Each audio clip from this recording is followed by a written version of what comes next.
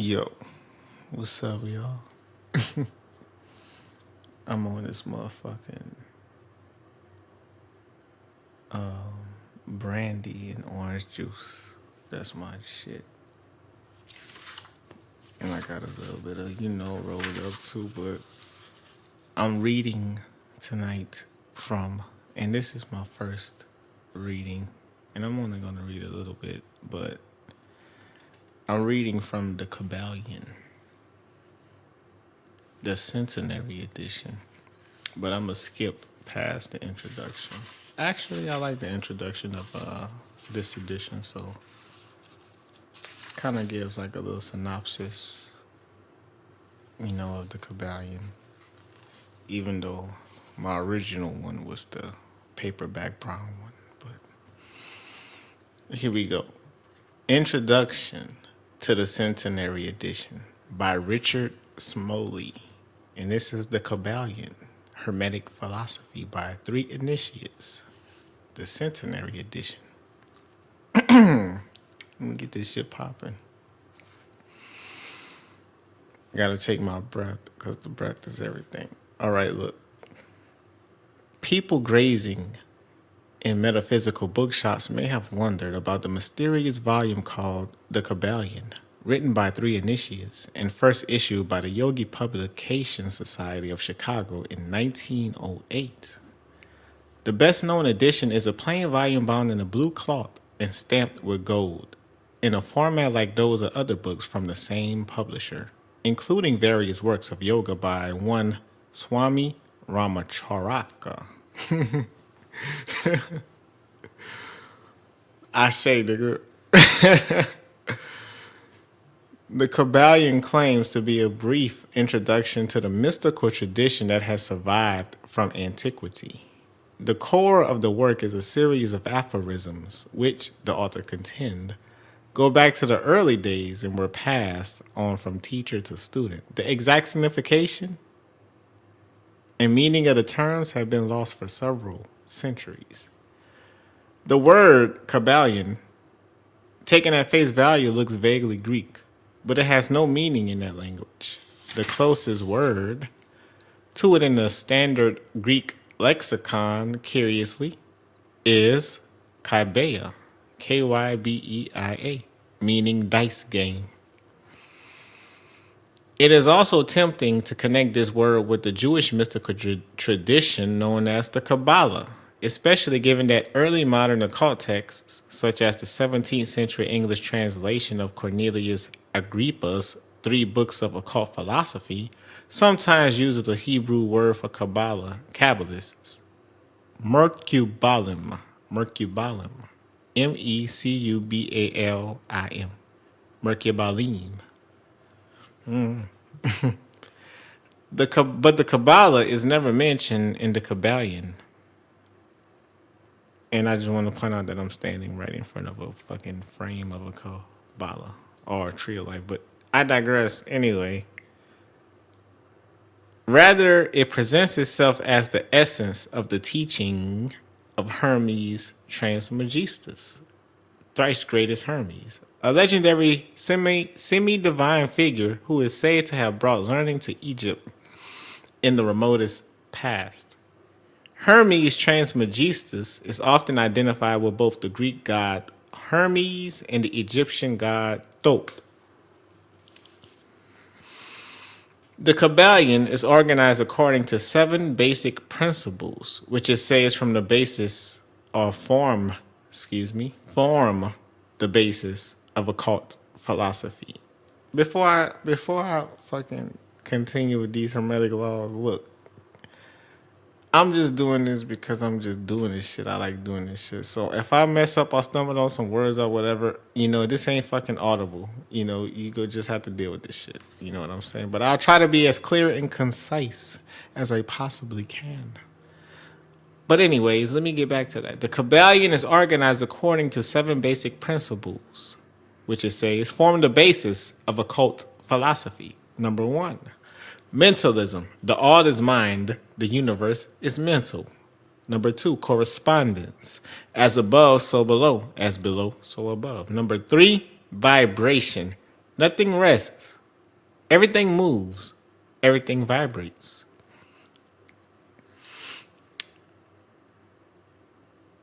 Number 4, polarity. Everything is dual. Everything has poles. Everything has its pair of opposites. Number 5, rhythm. Everything flows out and in. Everything has its tides. All things rise and fall. Number 6, cause and effect. Every cause has its effect. Every effect has its cause.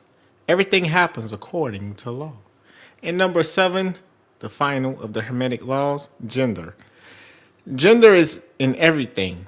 Everything has its masculine and feminine principles. Gender manifests on all planes. And they'll talk about what planes are in here later when we get into the actual book. Damn, this introduction long as fuck.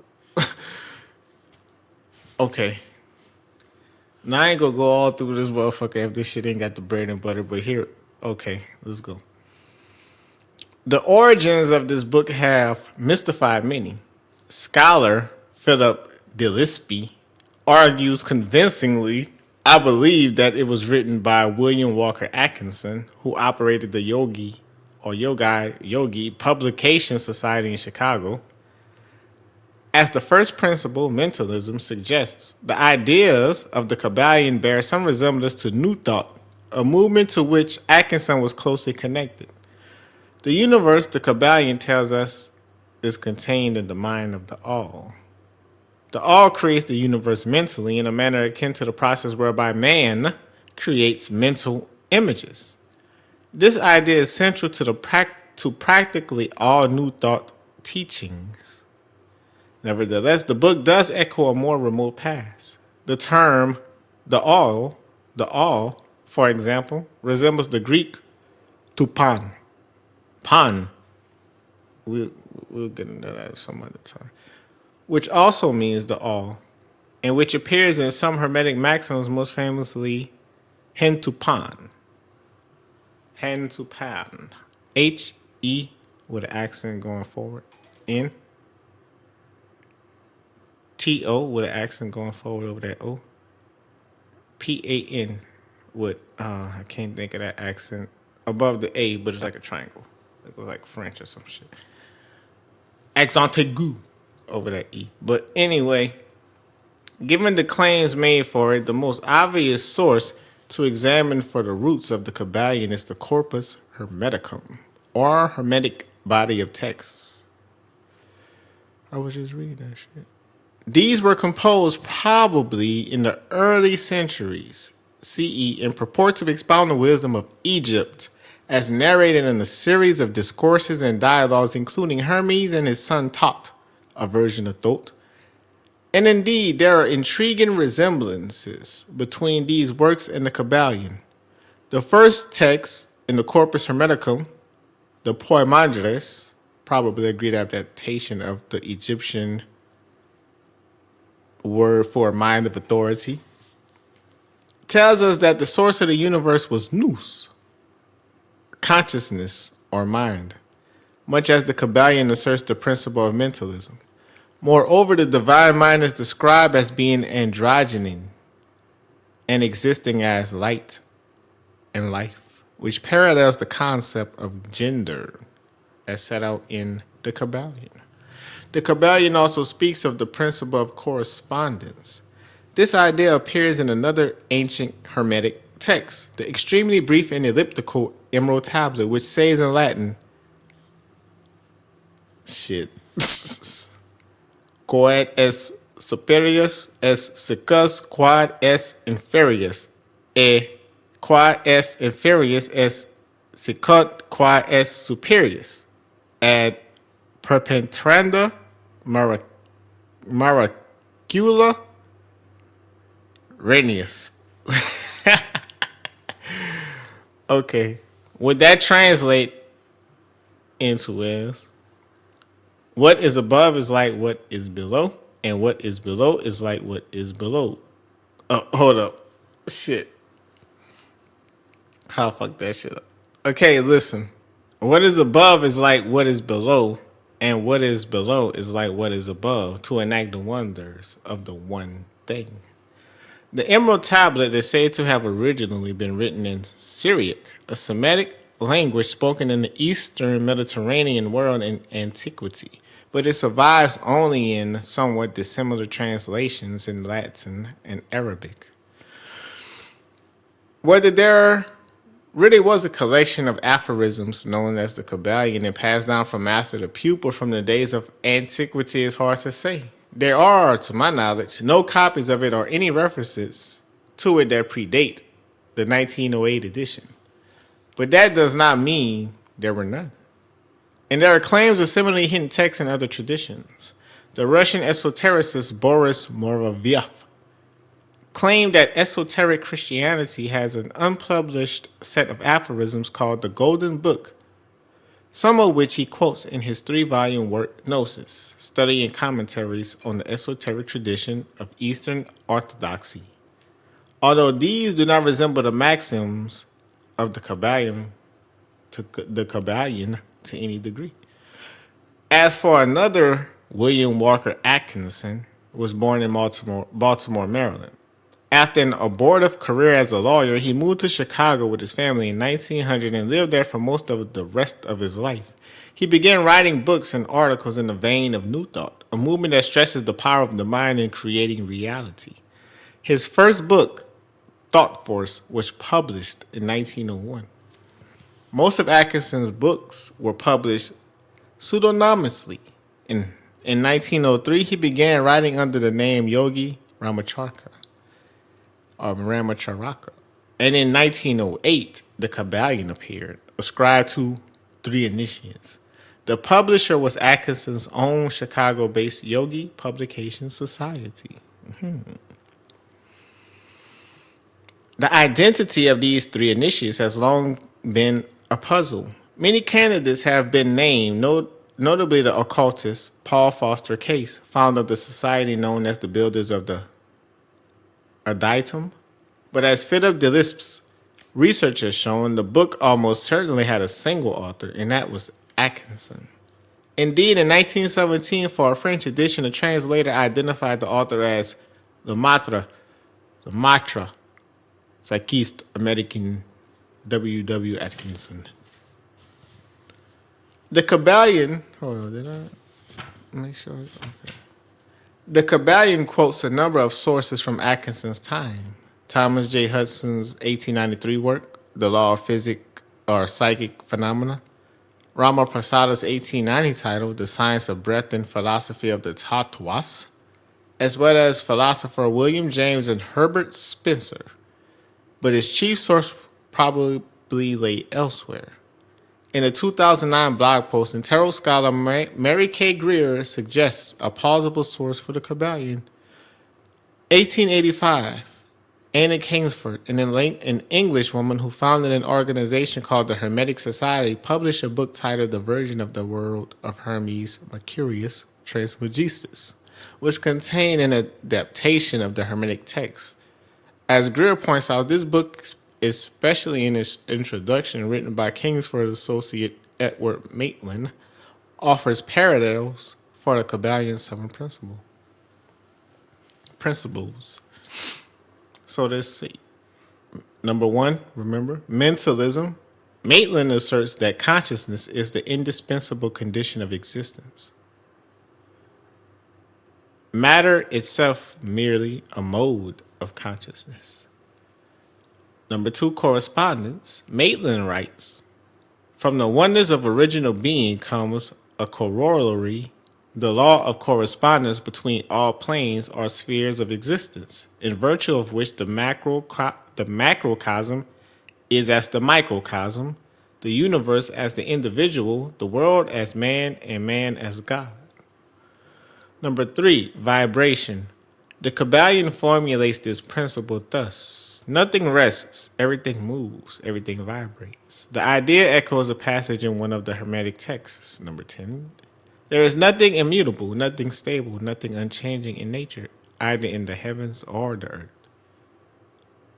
Number 4, polarity. Maitland writes, all being modes of the one. Hold up.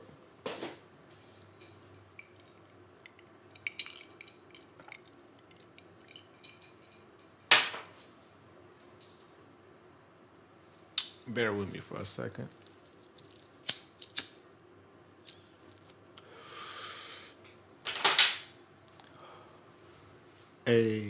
Okay.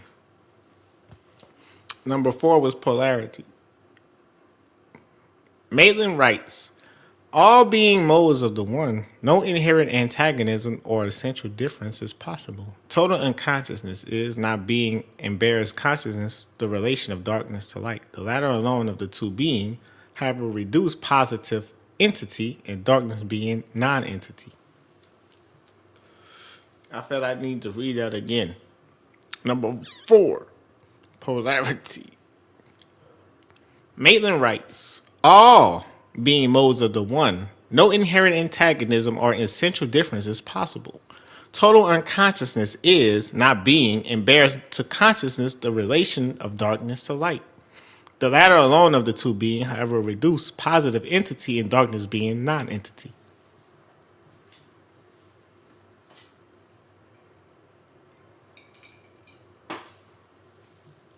Number 5, rhythm. The Corpus Hermeticum 14 reads, order maintains the fabric of things established by destiny and necessity. For all, this is everlasting sequence without beginning or end. It rises and falls alternately. And as time rolls onward, that which has disappeared again rises uppermost.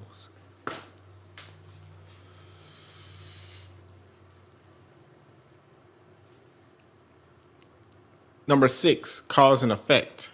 Maitland refers to that inexorable law of cause and effect in things moral, in virtue of which man's nature and conditions in the future are the result of the tendencies voluntarily encouraged by him in the past and present.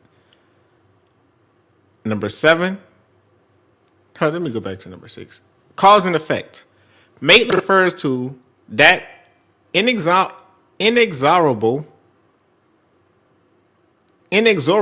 law. Hold up, shit.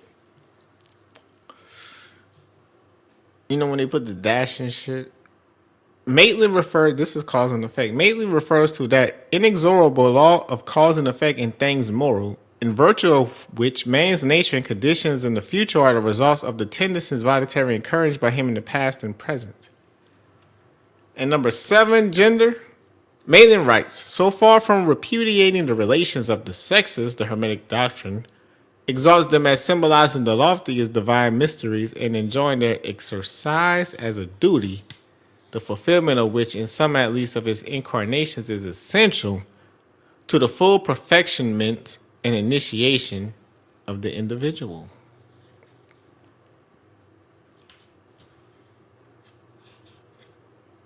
Damn, let me see what this show.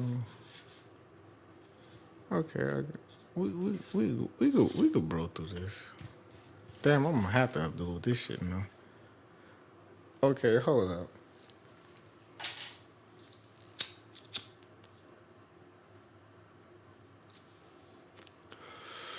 Y'all better hit up the Cash App too. $ZIYUS. Shit. Cause of this shit, if y'all enjoy this shit, I'll do this shit some more. But tips are welcome. Shit, we'll learn some shit together. Fuck, I'll read some books I ain't never read and shit. And we'll learn together. Fuck it. But anyways. Giving these resemblances, along with the Kybalion insistence that it contains the essence of Hermetic teaching, it is very likely that the Kingsford and Maitland's work was the main source for the Kybalion. But these examples also show that the Atkinson was not plagiarizing the Virgin of the World. Rather, he was attempting to distill its most important principles into his own words. The style and content of the Kybalion echo those of Atkinson's other works. Here, for example, is the Kybalion. The Hermetic teachings are that not only in everything in constant movement and vibration, but that the differences between the various manifestations of the universal power are due entirely to the varying rate and mode of vibrations. Modern science has proven that all that we call matter and energy are but modes of vibratory motion. Compare this to an excerpt from a book booklet entitled Practical Mental Influence and Mental Fascination, published under Atkinson's own name. Physical science teaches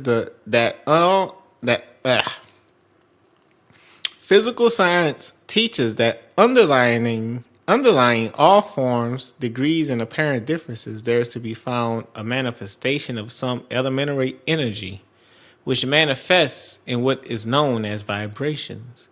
Everything in the material world is a vibration, is in vibration, ever manifesting a higher degree of motion. Without vibrations, there will be no such thing as a material universe. In fact, physical science itself teaches that not only is the vibration the basic force underlying other forces in the various forms of matter, but also that the apparent differences between the various forms of matter and also the various forms of energy are caused simply and solely by the varying degrees of vibration manifested. Another example, here's the Kybalion. All the phenomenal world or universe is simply a mental creation of the all, subject to the laws of created things, and that the universe as a whole, and in its parts and units, has its existence in the mind of the all, in which mind we live and move and have our being. CF Acts 17:28. Is that the Bible verse? Acts 17:28. Let me go Google that shit. But here's a similar passage from Lessons in Jnana Yoga by Atkinson, writing as Yogi Ramacharaka. This indeed is the highest conception of truth in the Yogi teachings. This, that all manifestation and emanations of the Absolute are mental creations of the Absolute. Thought forms held in the infinite mind, the infinite spirit in them, and they in the infinite spirit. But we are left with the question, why are the pseudonymous or pseudonymous authors said to be three initiates? Was Atkinson collaborating with anyone else? If we go by the hypothesis that I have sketched out above, the answer becomes apparent. Atkinson wrote a book by himself, but he wanted to acknowledge his debt to Kingford and Maitland. They were the other two initiates. He's not saying that they helped to write the book, which they did not do. Both of them had died by the turn of the 20th century. Kingford in 1888, Maitland in 1897. Atkinson is simply paying homage to them by including them in an anonymous trinity of authors. Thus, it is possible to trace out a lineage for the Kybalion, the original Hermetic texts, which have been known in the Western world since the 15th century, and which have existed in English versions since at least the 17th, and a digest of these texts as presented by Kingsford and Maitland in Victorian London. In this sense, the aphorisms in the Kybalion are very likely a pious fraud. Certainly, their style and mode of thought are more evocative of 20th century America than they are of ancient Egypt or Renaissance Europe. Even so, it would be a mistake, I think, to conclude that this work is unfaithful to the tradition it lays claim to. A spiritual tradition is based certainly on timeless and unchanging truths, but the application to which these truths are put will vary from age to age in accordance with that age's need. In this sense, the Kybalion is a genuine link in the Hermetic chain.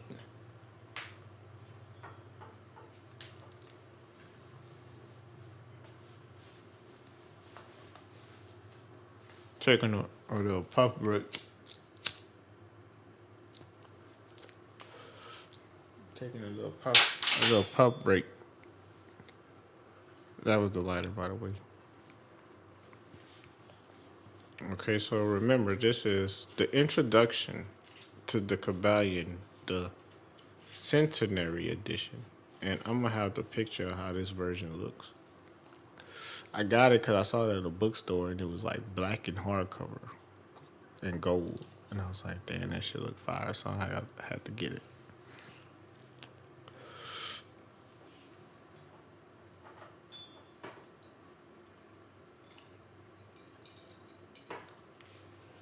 I had to get it. So I got it. Okay. The Kybalion is a genuine link in the Hermetic chain. Keep that in mind. Okay, the Kybalion has been a central text for 20th century American occultism and spirituality. The book has been hailed in Rosicrucian and Hermetic circles and in the realm of New Thought. Florence Scovel Shinn, a popular New Thought author of the early 20th century, identified her positive thinking philosophy with the ideas of the Kybalion, and Shinn herself went on to influence probably the best known advocate of positive thinking in the 20th century, Norman Vincent Peale. In the 21st century, the Kybalion's ideas of vibration, frequency, mental alchemy, and the law of attraction were incorporated into Rhonda Barnes' 2006 bestseller, The Secret. Given all this, how do the ideas in the Kybalion relate to the traditional esoteric teaching? The most striking thing about the Kybalion is its terminology: vibration, rhythm, polarity, causation. All of these point to a scientific or quasi-scientific mode of thought. This fits the book perfectly into its context. The early 20th century, when science had established itself as the new plus ultra of human knowledge. To be taken seriously, thinkers felt the need to frame their ideas in quasi-scientific terms and invoke the hard physical sciences in support of them. We have already seen examples in the passages quoted above on vibration, which cite quote-unquote modern science and quote-unquote physical science as authorities. Our own time, and this is in parentheticals, our own time has its updated version of this. Metaphysical writers invoke quantum physics and relativity, often engarbed in almost unrecognizable forms, in much the same way. Close parentheses. This practice is legitimate, or at any rate understandable. One naturally wishes to frame ancient and presumably eternal ideas in the terms that will make the most sense to one's contemporaries, but it has created a little noticed effect. Scientific terms and concepts, as framed today, characterize the entities they discuss as impersonal and inanimate. They are forces, not living beings. In the 6th century BCE, Thales of Miletus, the first thinker to explore the universe in a way that might be called scientific, insisting that all things are full of gods. No scientist would dare make such a statement today, even if he believed it. The Kybalion, then, is part of a long-range trend in Western esoteric thought to move from a world of the personal, from spirits, angels, demons, fairies, into impersonal, vibration, polarity, causation. Some may automatically see this process as an advance or evolution of thought. I myself am not so sure. I do not believe so categorically either in the personal nature or in the impersonality of the forces that are being explored here. Rather, I would imagine these forces could look personal viewed from one angle and impersonal viewed from another. The totality being something larger than our minds are likely to be able to apprehend. Hence, there is a major difference between the original Hermetic teachings and the New Thought flavored doctrines of the Kybalion. The corpus Hermeticum did not exist in a philosophical vacuum. Its highly elevated and abstruse dialogues form only a part of the ancient Hermetic literature. Much of the rest consists of the magical texts, and scholars have become increasingly aware that these cannot be so easily divorced in content or inspiration from the more theoretical Hermetic writings. In short, the ancient Hermeticists or Hermetists probably did not use a type of new thought like mind power in their practice. Rather, they probably made use of such things as magical rituals, divinations, and invocations of the gods, just as we see in most forms of ancient religion. The use of mind power as we find it in New Thought seems to be very much an innovation of the 19th century, notably of the New England healer Phineas P. Quimby and his spiritual descendants, including Mary Baker Eddy, founder of Christian Science. We now face the biggest and the most difficult question of all. What value do the teachings of the Kybalion have? Are they true? There are many testimonials to the effects of thought power on events in the physical world, But then there are also countless cases, many of which we never hear about, in which these ideas simply did not work or did not work as expected. To speak personally again, I would endorse the basic idea of mind power. Indeed, there are levels of mind at which to think something is to make it happen. Nonetheless, the levels of mind that possess this creative power are surrounded by heavy defenses in the psyche. For most people, they are inaccessible. You can force your way through these barricades with certain techniques and certain drugs. This may be what the traditional occult literature calls the confrontation with the dweller on the threshold. This term, used in Edward Bulwer's Lytton's classic occult novel, Zanoni, Zanoni, 1842, refers essentially to this psychic barrier between the conscious and the unconscious minds. But unless you are extremely well trained and well prepared, and probably even then, this attempt is likely to distort and injure the mind rather than enlightening it. All this is as it should be. Do you really want the power to think something and instantly make it happen? Do you have the will and self mastery that will require that will require? Hold up. Do you have the will and the self mastery that would require? In any case, I believe that thought power in its ultimate form both offers more power and presents more risks than more people will believe. As for the simpler and easier and less effective forms of thought power, positive suggestion and so on, I believe they also work, although in less dramatic ways. Certainly, it is better to be saying kind and cheering things to yourself than harmful and destructive ones. But I also believe there are limits to this practice. The subconscious knows when it is being lied to. As for the Kybalion's specific teachings, my own opinion is that they are true, but it is not easy to grasp their essential connection from the terms it presents.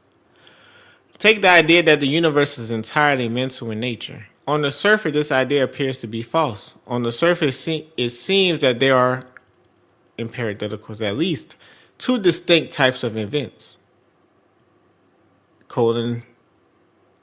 Mental events take place in one's mind. They are not publicly accessible. In parentheses, not at any rate without some type of communication, close parentheses. We normally distinguish between these. Okay, let me go back and do this shit over. Take the idea that the universe is entirely mental in nature. On the surface, the idea appears to be false.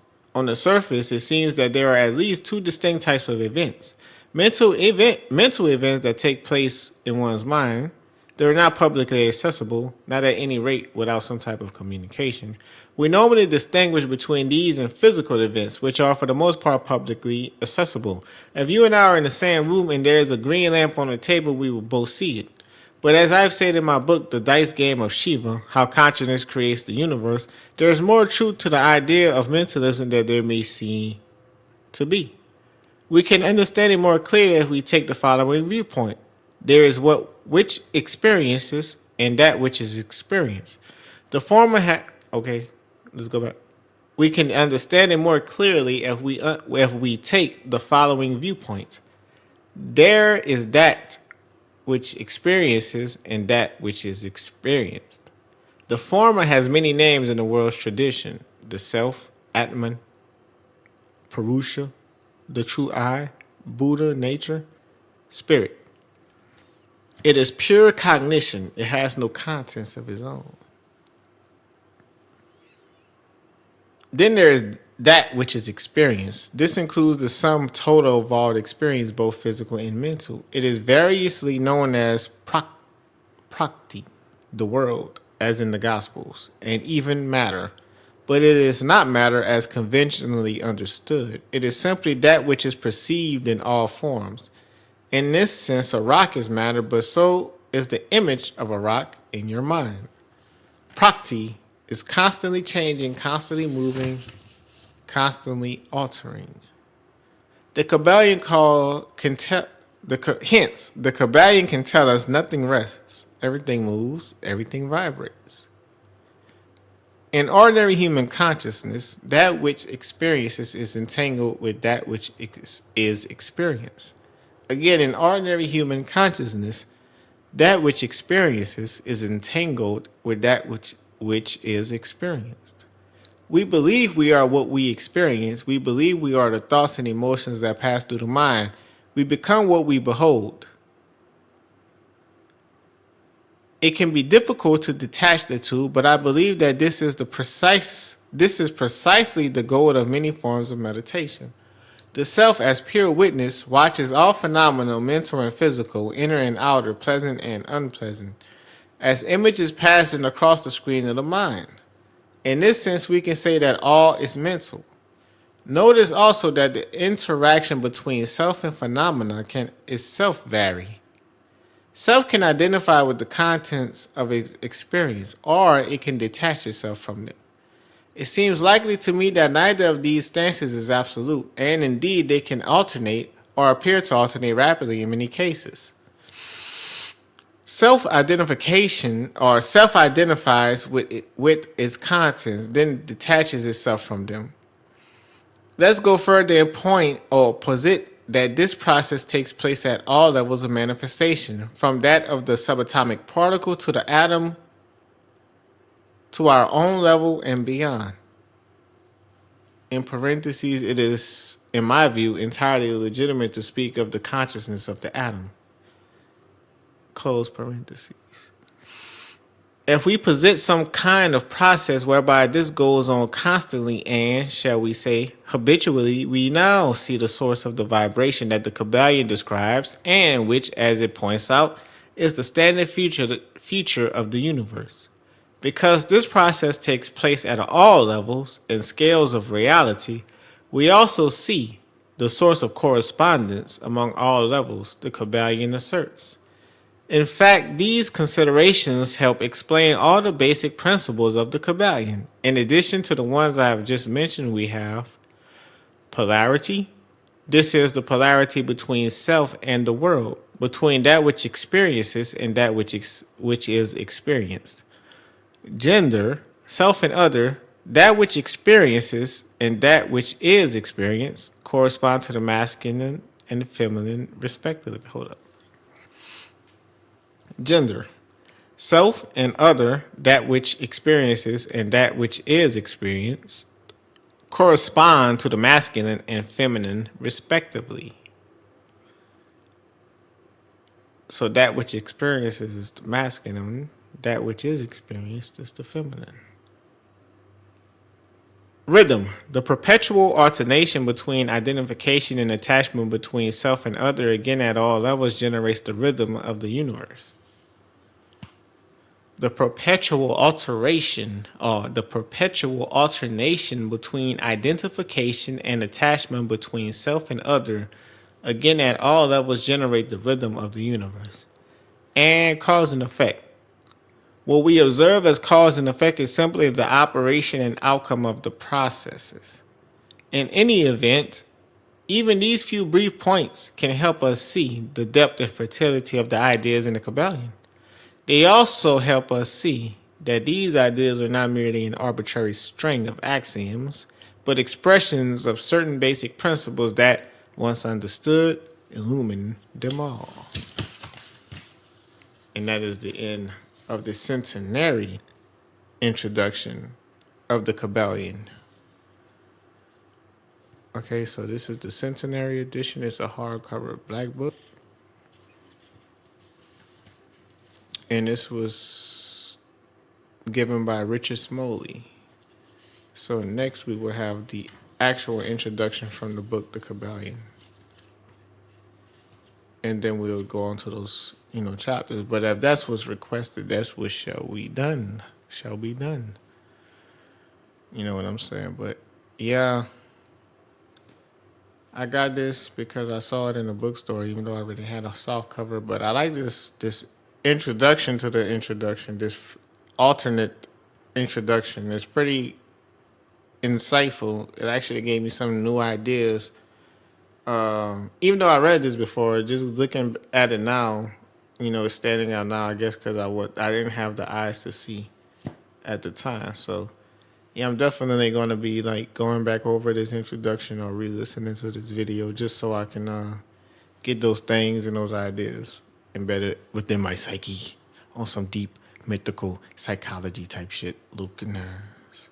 But yeah, this is WY'JERELL, and that was the Kybalion, Hermetic Philosophy by 3 Initiates, the Centenary Edition. I wish you all a wonderful motherfucking night. See y'all later.